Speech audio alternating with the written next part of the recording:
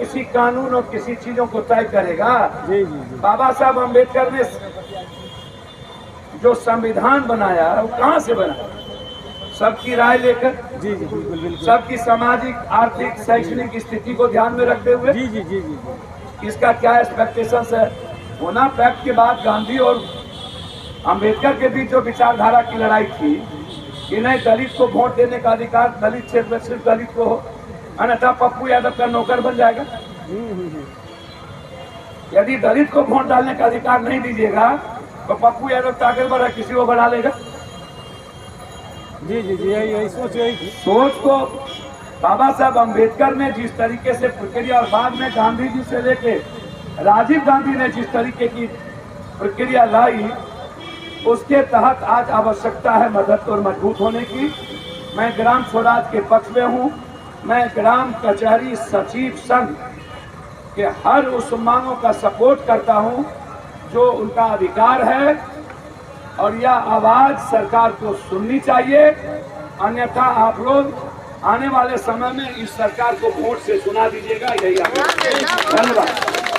अब फिर बदल मत जाइएगा, जात पात मत करिएगा। आप लोग बड़ा जात पात करते हैं। हिंदू मियाँ बड़ा करते हैं, नहीं करिएगा। बैकवर्ड फॉरवर्ड नहीं करिएगा, ये नेता के तरह नहीं करिएगा। रिक्वेस्ट है मेरी कि आप मान जाओ और हम लोगों पे अपनी कृपा बनाए रखिए, अपनी कृपा बनाए रखिए। इसलिए मैं बोल रही हूँ बार बार, 6000 में दम नहीं, 60,000 से कम नहीं। आपने मेरा 16 साल बर्बाद किया है यार। मैं ये कहना चाहती हूँ अपनी सरकार से, जब दोस्त ही शामिल हो दुश्मन की चाल में, जब दोस्त ही शामिल हो दुश्मन की चाल में, तब शेर भी फंस जाता है मकड़ी के जाल में। और हम लोग अपना हक छूकर नहीं लेंगे। हम लोग ग्राम कचहरी के आप लोग हैं, लगातार आज तीसरा दिन हो गया है। आज अपने पप्पू यादव मिलने के लिए आए हैं, क्या कैसा लग रहा है? बहुत ही हम लोग अपने आप को मजबूत स्थिति में महसूस कर रहे हैं। हम लोग को हौसला के बढ़ा है, उसके लिए बहुत बहुत उनको धन्यवाद देते हैं। हमारी मांगों को सड़क से लेकर संसद तक उठाने का उन्होंने जो भरोसा दिलाया है, उसके लिए हम लोग कोटि कोटि धन्यवाद देते हैं। जो कम से कम आकर के हमारी दुख दर्द को सुधी लिया आकर के, उसके लिए हम अपने संगठन की ओर से बहुत बहुत धन्यवाद देते हैं। क्या बातें हुई? उनकी जो हमारी जो समस्या है उस पर उन्होंने सहानुभूतिपूर्वक विचार किया, कहा कि हम आपकी बातें को हम अपनी आवाज़ के माध्यम से सदन में उठाएंगे, सरकार तक आपकी बातों को पहुंचाने का काम करेंगे। 6 सूत्री मांगे हैं और यह मांगे जायज़ है, कोई बड़ी मांगे नहीं है। हमारी मांगे हैं कि हम लोग 16 वर्षों से सेवा करते हैं, तो हम लोग को सेवा अस्थायी किया जाए, सरकारी सेवा घोषित किया जाए।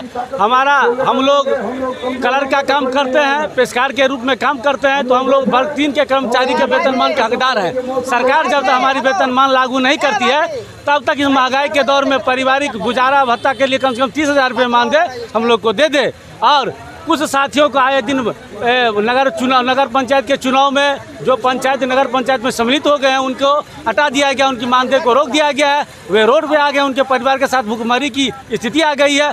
उन साथियों के लिए हम लोग पुनः समायोजन का मांग करते हैं कि जहाँ रिक्त पद है उनका समायोजन कर दिया जाए, और सभी ग्राम कचहरी सचिवों को कर्मचारी भविष्य निधि का लाभ दिया जाए। कुछ साथी हमारे इलाज के दौरान, कार्यकाल के दौरान इलाज के अभाव में स्वर्गवास हो गए हैं, वैसे साथी के परिवार वालों को, निकटतम आश्रितों को 10 लाख की मुआवजा की राशि दी जाए और उनके आश्रितों को अनुकंपा का लाभ दिया जाए।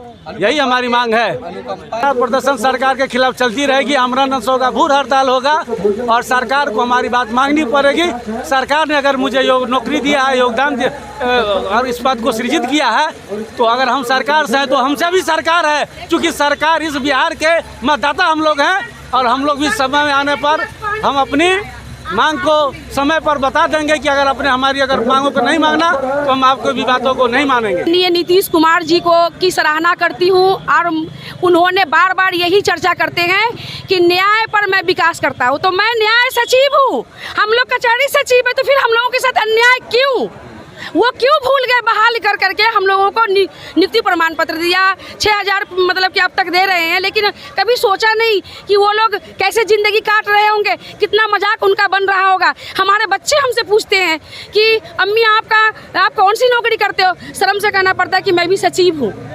हमारे पंचायत में जो सचिव है उनकी इतनी बढ़ोतरी है, इतना मान सम्मान मिलता है पंचायत से लेकर के प्रखंड से लेकर जिला तक। हम लोगों को कोई मान सम्मान नहीं, पूछते भी नहीं है।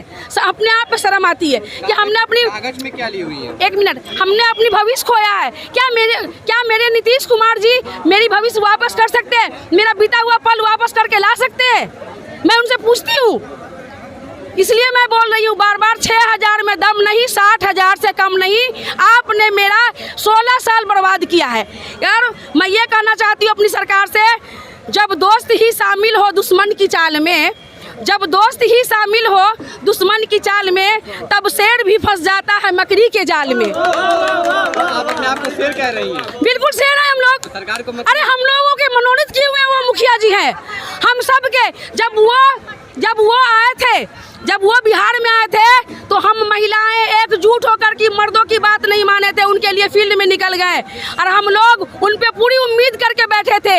इतने दिन हम लोग सबर से बैठे थे कि अब हम लोगों के साथ ऐसा अन्याय नहीं करेंगे। हम आज उनके विरोध में नहीं बैठते, मजबूरन बैठना पड़ा है। सबर का बांध टूट गया है इसलिए कि 2024 आ गया और हम लोग लॉकडाउन में मर गए। 6,000 से कुछ घर में अब रहने नहीं दिया जाएगा।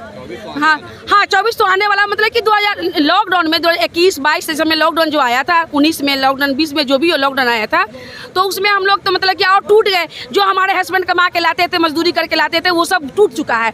हम लोग बिखर गए हैं। इसलिए हम लोग 24 में हम लोग सोचे कि सरकार को लाने से पहले हम लोग बैठेंगे धरना पे, अपनी हक की लड़ाई लड़ेंगे, अपने हक की बात करेंगे उनसे। मैं माननीय मुख्यमंत्री को की सराहना करती हूँ कि वो सबके लिए ऐसा सबको प्यार मोहब्बत दिया, प्यार दुलार दिया। हम लोगों को क्यों, हम लोगों के साथ सौतेला व्यवहार क्यों करते हैं? मैं ये कतई बर्दाश्त नहीं करूंगी।